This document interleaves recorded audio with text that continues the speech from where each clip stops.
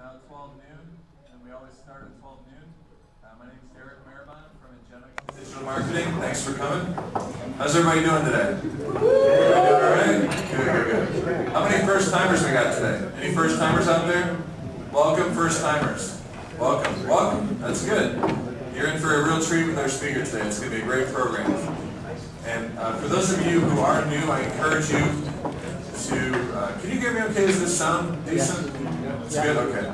I encourage you to become, well, you can't become a fan, but you can like our page on Facebook.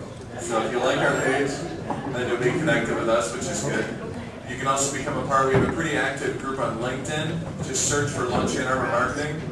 And then we have a real nice website, LA2M.org. So this program is live streamed every week by Roger Rail. Back there we stream it on the LA2M.org website, LA2M.org/live. Vince Shimolevsky records it for the podcast each week. Carter Sherline takes photos and puts them on Flickr. Man, he's a great photographer. And everybody kind of does their piece. David Cam does a lot of our content, publishing. D. Davey, who's pointing to Stacy here, does a lot for all of our promotions and scheduling and PR. And Stacy from Dollar Bill Copy is our treasurer. And I'm going to let her just say a word for a moment. Hi everybody, haven't been here in a few weeks. It's nice to see everybody. Thank you. I passed the hat, which is actually a bucket jar. Our suggested donation is $3. We're a nonprofit. Well, we're going to be a nonprofit. We're applying for And we're going to do some great things for education once we get that status. So $3 is the suggested donation, but of course anything you're willing to give we'll take, and I'll pass it around. Thank you. Great, thank you, Stacy. So just to give you an idea of format, we have a speaker who talks for approximately 30 minutes. There's usually time for some question and answer, and then we like to go around the room and pass the mic, and everybody gets a chance to introduce themselves, which is real nice. The goal here is we want everybody to learn about marketing and learn some new things, but also make some connections, grow your business, all those positive things that we want for Ann Arbor. So think about what you're going to say at the end of the talk. But for now, we have Janice Milhem from Milhem Images, who is a very active LA2Mer. She's a wonderful person. She likes to travel. She does wonderful work, and she's going to talk about visual storytelling. So if you please give Janice a warm round of applause.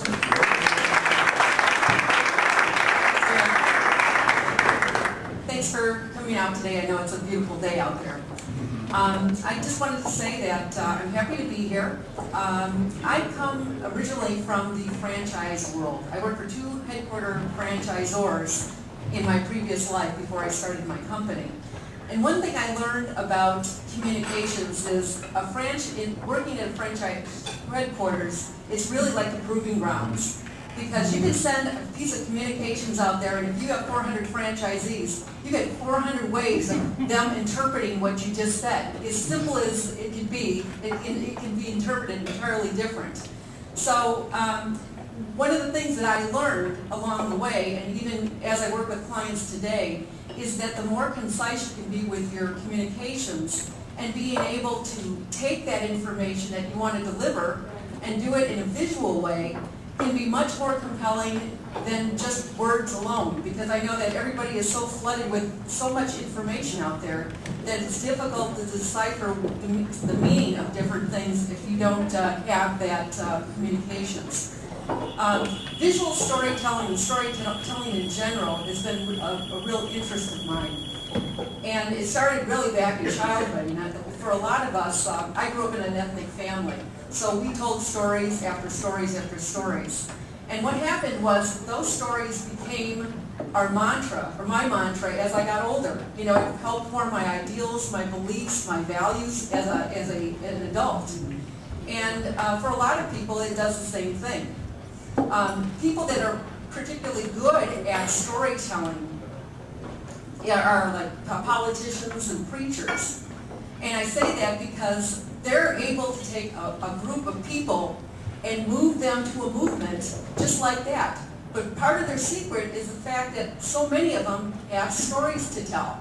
And it's not what they say, but it's what is delivered and what people think about afterward. You know, you look at presentations, for example, and you say, gee, you know, I attended the last PowerPoint presentation, and it was filled with facts and figures, because everybody likes facts and figures. And if it came from a household like mine, where my dad was always like, okay, give me the numbers, give me the numbers. You know, you'd say, geez, those are important, but later on you find out that the things that people resonate with are the deliverables of visual communications. So, you know, I'm not even following my script here, but storytelling basically is the whole idea of taking pictures or words and being able to weave them together in a very concise way to be able to tell an abstract idea and be able to deliver an abstract idea. And one of the things I feel really important, I think is important today, oh, you know, you have to do it this way. I just got this, and it's really, really cool. Wish I knew how to use it. Okay. One of the things that I talk about is, you know, like today. I mean, we're getting out of a recession. I'm being real positive about this. But it's coming to an end very soon. And what happens is, there's two things that I look at today. The technology, and what's happened, it has allowed, technology has gotten so good that it has allowed almost everybody to have a really great digital camera, a great video camera, the whole shot. So now everybody thinks they're Coppolas and Ansel Adams, and they can just go out and shoot, and you're going to have a great resolution camera, but they're not going to be able to have that insight necessarily on the type of emotion it creates, the composition, the color, the whole shot, those little nuances that you really can't measure today in terms of marketing success.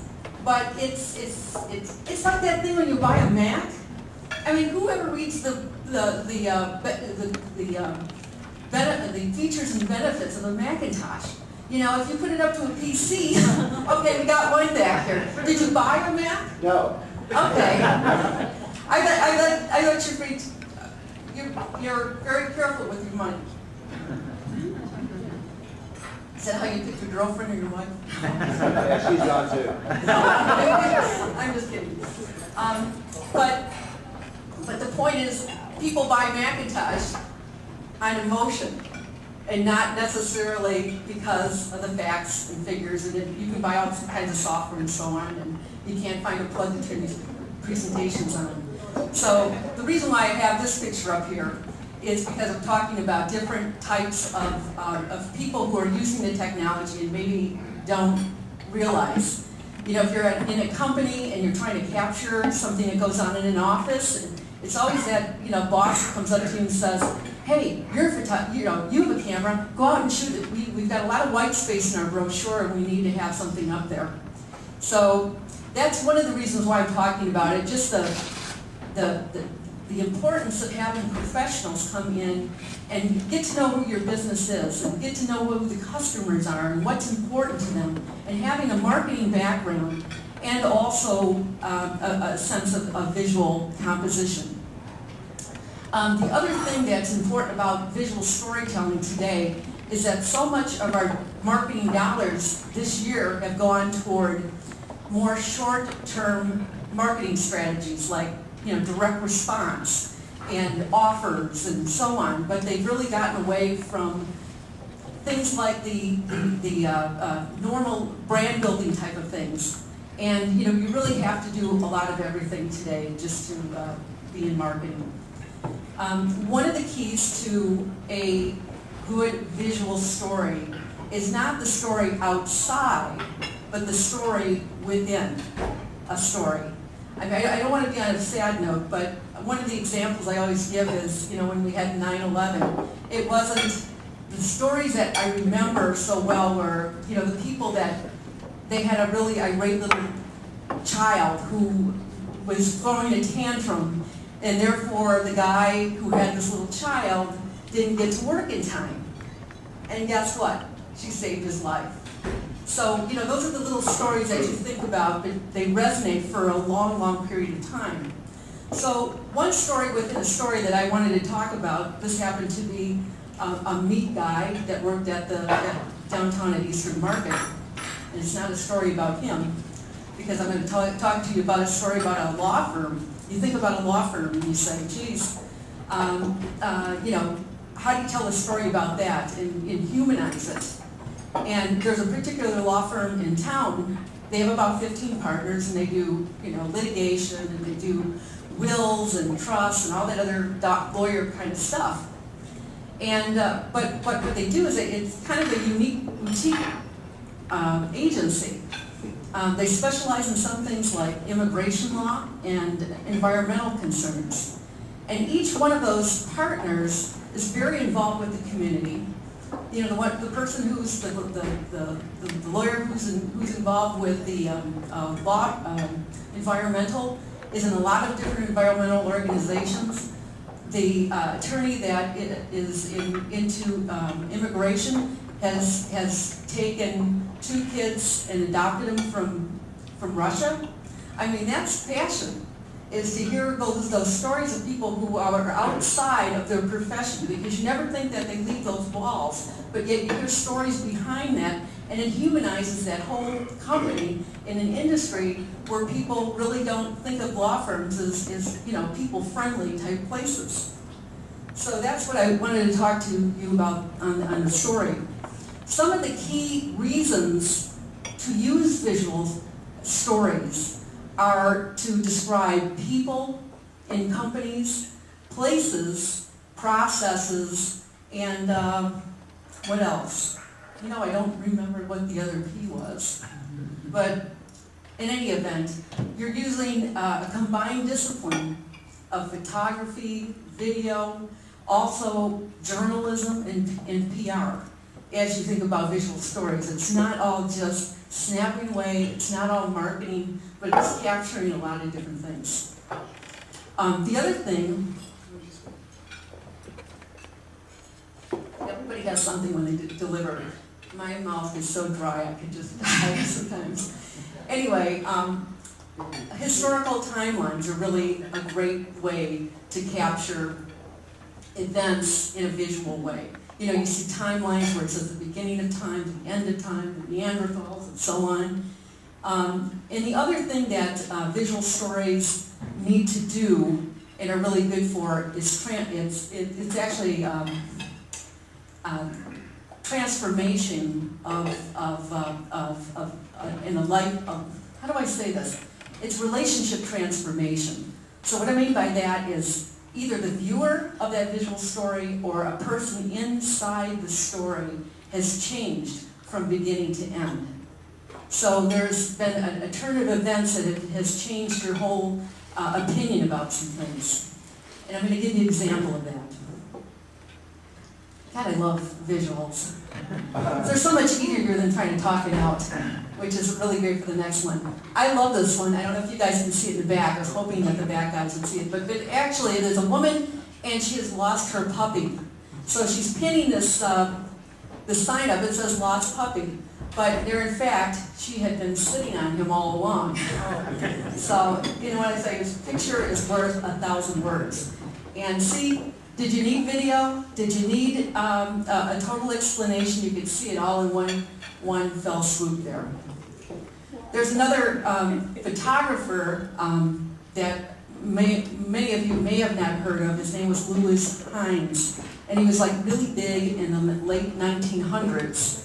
And what he did is he was a journalist who really exposed the whole industry during the early manufacturing days, where they were hiring young kids in the mills in the Carolinas. And this was a picture that he photographed, and actually he became so famous for bringing this up that he changed child labor laws in the States for good. So I like this. If I could tell a story with words, I wouldn't have to lug this camera around. That's how I feel some ways.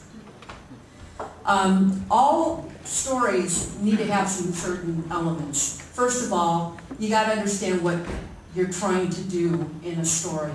Are you trying to get more donors to donate to your organization? Are you trying to sell new customers? Are you trying to change somebody's perception of you?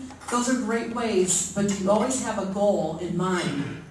The other thing is, this is like basic marketing here, But what happens is, for example, someone will have a website. And I was talking to someone a while ago who had a website, worked for a nonprofit. So you have really two audiences. You have to appeal to the people who are donating to your organization, and then you also have to appeal to the people that are utilizing your services or products. And in this case, it was a great looking website, designed really nice, written beautifully, but they had a target market of kids that were underprivileged and teenagers, getting in trouble a lot, and this was like sort of a refuge for them. And there's nothing in the website that spoke to them. It could have been just a musical. It could have been just like an MTV kind of a video kind of thing that could have been a lot more effective than showing what the style, the colors, the tone of the copy, the visuals were actually the same for both audiences, and it could have been a little bit different. So that was just an example of that. And a story always has to have like a linear path. So you have to have a beginning, a middle, and an end. And I know that's sort of like hard to think, well, you just showed me two cartoons. But there was a beginning, a middle, and an end, because it told a whole full story in one image. Another thing, all these pictures in here I've taken. This one was at almost midnight in Tokyo, so you still have people working, which is kind of interesting. Same as it is here too, I suppose. It provides clarity to an image, to a story. That's the thing about visual storytelling. Anything that's lost in the words, it's able to create that story. It explains concepts. Most frequently, you'll see people who do a really good job of it are like manufacturing, science, healthcare, also construction, architectural. So they show things that start from beginning to end. They also show what you can't see yet, like build-outs. I don't know if you've ever seen some of these videos where it shows out a build-out of a library being built, and this is what's going to happen on this floor, and so on. And they're using a lot of neat software programs like now called Maya that enable them to do almost these CAD drawings that kind of turn around. If I had an hour to do this, I'd show you some examples, but then I didn't want to have a problem with the video here. Speed is another thing that can be shown through images that you can't see ordinarily on your own without pictures. Showing scale is another thing. I'm here, you're over there, this is how large this project is a good way of showing scale. Also perspective.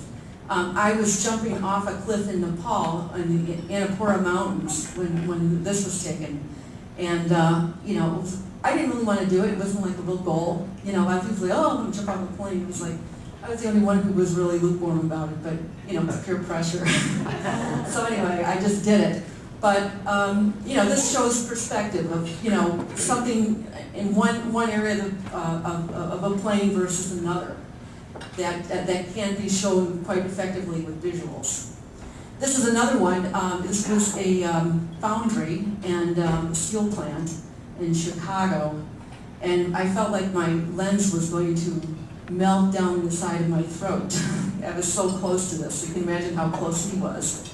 But it shows like it's a way to convey safety. So for example, when you see things like Wild Kingdom, or you see clips from the war in Afghanistan, these are the kind of things that you can't appreciate as much until you see the story and you start to see these people and you're up close and so on. And it may not be safe for everybody to do it, but at least they get a chance to see it in a visual form. I'm really a big proponent of not stock images, but being unique in your organization. And I always put this one, this is like the epitome of bad stock. The only people that look like this is like the first week at IBM as a recruit. And we're a multicultural office, we're all standing around a computer, and we're all like excited. So it's really bad. I couldn't find the other thing for it. The other thing is, telling a good story, you got to be able to be compelling, you got to engage your audience, and I love this one of the Fort Wyoming drive-in. Did you know that when Standard Time changed, we went on to a new time zone, that was what killed the drive-ins? It was because it was darker or earlier, later, something like that. Anyway, I thought that was interesting. Now I'm going to do a really quick story. Do I have time? Okay, great. This is a Detroit story. I'm fascinated with Detroit. I've been photographing downtown Detroit for years and years. And I was going down 96 because, when I moved out to Ann Arbor, I started to use 96 to get downtown. And I used to pass by this thing that was sort of glimmering off on the side of the road. And I thought, I gotta just go in there and see what's going on, just pull over and, So it was actually on the corner of Taft and, it was on Taft, which is right where Grand River and East Van Boulevard, they intersect. There's a little street called Taft. And, this is what it looks like on YouTube. And as I approached this place, oops, how did I do that? Oh crap, I'm sorry. I'm sorry, how did we do this? How did I do this? Okay. Well, as I approached this place, I realized that this really kills you. It's like the worst moment to do this. How do I do Push play. play? Push play and back out of it. There you go. Is that right? There you go. All right. See, okay, you're not really multitasking. This is the dream house of this artist who bought this row house on Taft. And he actually, this was a dream of his for like almost 23 years, he was telling me. And it's called the Double African Beach and Gallery Shop. And what he does is he used to be a curator at the African American Museum in Detroit. And he's really involved with learning a lot about the culture. He has kind of pioneered this whole creative movement among the African American community. And I thought this was kind of an interesting story to bring to Ann Arbor since we're so removed from the Detroit area. And I figured, there's probably not a whole lot of people in this audience that have probably been here. I don't know, has anybody been here or heard of it? Okay, well great, this is a big audience thing. But anyway, he's actually championed this movement and gotten a lot of artists to collaborate with him and build this little empire he has. He goes out and he works with different companies to import beads from Africa. And then he has this little kind of experimental art, what do you call it, the performance art type of a project, installation. And he has all kinds of symbols and icons and meanings. It's really interesting because he used to say that the mirrors symbolized the ancestors coming into their lives, and that he was referring to the European culture taking over the African ways and making the Africans more like the Europeans. So this whole installation had something to do with it. And then this was Donald himself, kind of a really interesting character. And we met with him a little while ago. Outside his steps, he has about all these sidewalks are painted with 18 different languages from all parts of Africa, which are really interesting. And so I call it the walkway of languages. And here is his bead shop, and each bead commemorates something different. It's a different passage in life. If you have different beads, some beads represent different cultures, neighborhoods in town. You have different beads for getting married, dying, being born, going through manhood and womanhood. So everything has some type of a symbol. And he's got like 500,000 beads there, and he imports from Africa, which are really incredible.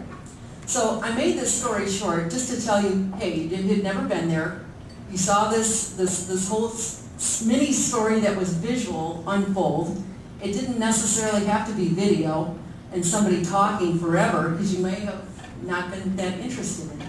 But what you did is you got a glimpse of something that you may have not thought ever occurred in Detroit. And there are all kinds of little pockets all over Detroit where there's a lot of interesting things happening. So I was able to share that with you today. So, you know, create a relevant story that people can identify with. And, you know, just to recap, you know, number one, define your goals and audience. That's really key with that story.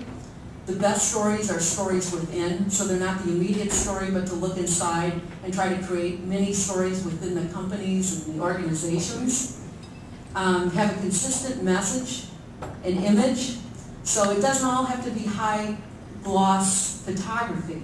You know, sometimes if you have something that's on an iPhone and you've made it consistent throughout the whole presentation, maybe that's the medium or the message that you're delivering for that particular venue.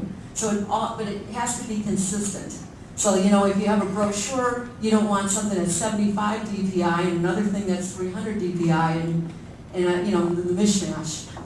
And then establish a clear path so people understand from beginning to end what you're trying to accomplish.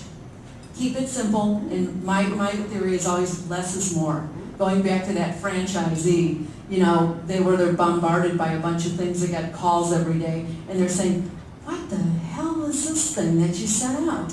I don't understand this. And you know, if one doesn't understand it, somebody else is. So keep your messages simple so people do it. I love this inside scoop. It was from the Tiger Stadium before it went down. So, and I love this one too. There's a guy, you know, right up here in the street, right by the borders, taking the graffiti off the wall. Really great little clip by a guy named Scott McCloud when he was at TEDx and talking about creativity and storytelling and some of the benefits. And then there's also a book out there called Slideology, the art and science of creating great presentations. I know that JT and also Mark had mentioned the book of Zen, Presentation Zen. Yeah, another great book to help you uncover the mysteries of putting good visual presentations together. So that's all I have. And the last note is, the more you see is the more you know. So thank you very much.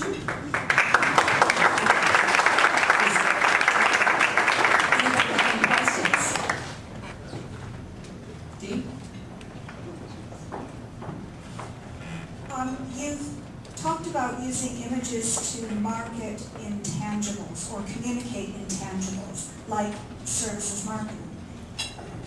Would my approach then be to find images and pictures of the results that I deliver?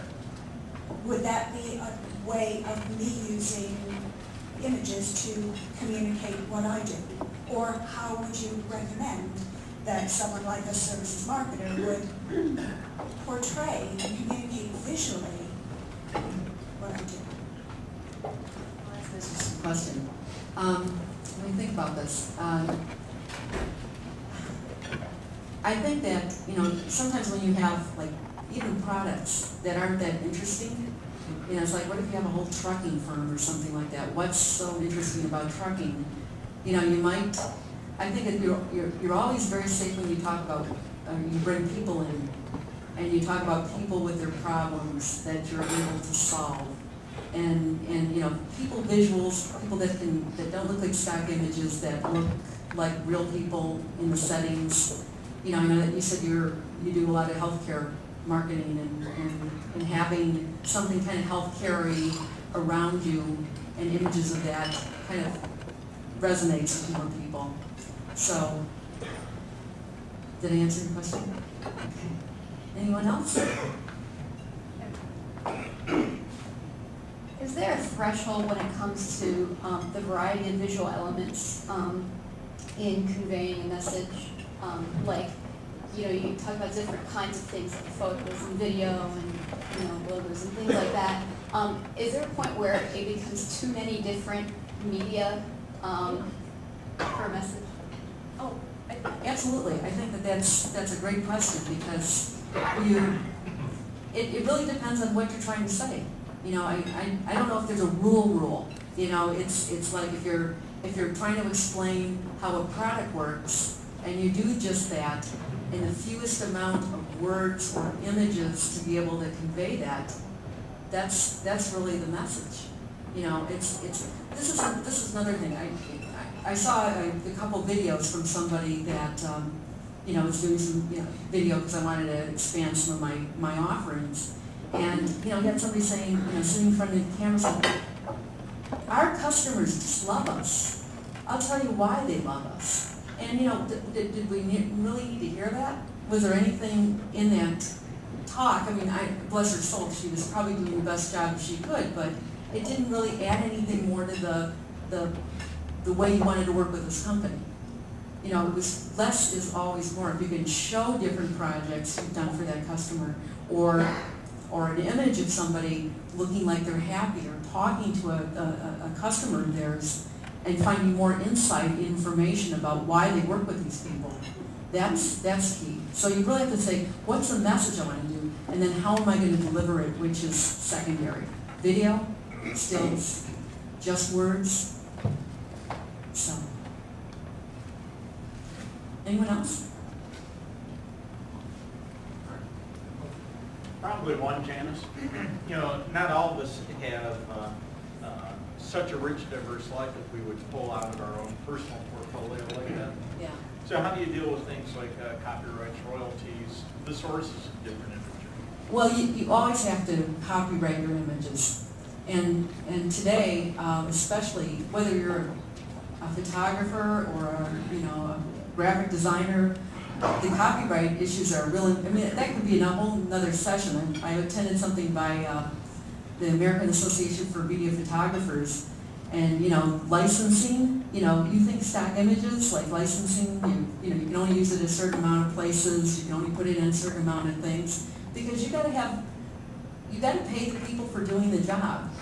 You know, if you buy a $500 shot, but you're sending it out to 50,000, 100,000 people that are going to generate millions and millions of dollars for you, and you're only getting $500 for that image. A lot of people today are earlier, when we did have a recession, and they were desperate for work, so they were like, I'll give you this for this, and I'll give you this for that. But after a while, you're losing money on images by doing that.